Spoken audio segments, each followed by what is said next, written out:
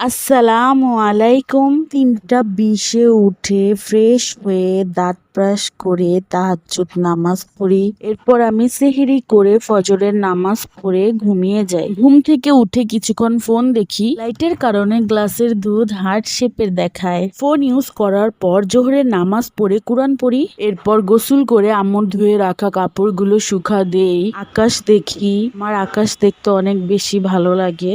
যখনই মন খারাপ থাকে আকাশ দেখি। আকাশ দেখতে দেখতে আল্লাহর সাথে কথা বলি। এরপর আমি আর কোনো কাজ করিনি, শুয়ে শুয়ে ভিডিও এডিটিং করেছি। তারপর আসরের নামাজ পড়ে আবারও ভিডিও এডিটিং।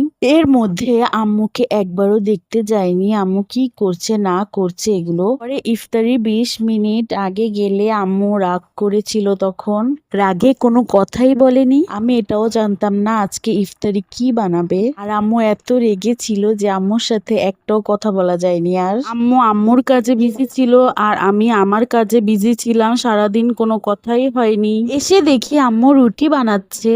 পর আমি শরবত বানিয়ে বসি ইফতার করার জন্য। আম্মু আলু ভাজি দেয়, রুটি দেয় ইফতারি করার জন্য।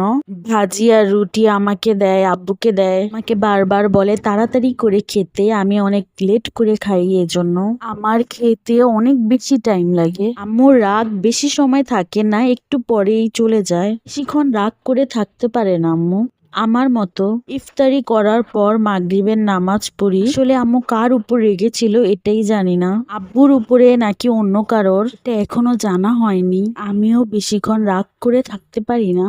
আজকে কোনো কাজ করি নেই, এর জন্য আম্মু এমন করছে না। আসলে কাজ করি না করি তাতে কিছু না, আম্মুর চোখের সামনে থাকতে হবে। আম্মুকে গিয়ে একটু পরপর দেখতে হবে কি করে না করে, এতেই আম্মু খুশি। আমি অনেক ভাবি যে বিয়ের পর তো এমন হবে না, আম্মু আর শাশুড়ি তো এক হয় না, আম্মু তো আম্মুই হয়, আম্মুর মতো আর কেউই হয় না।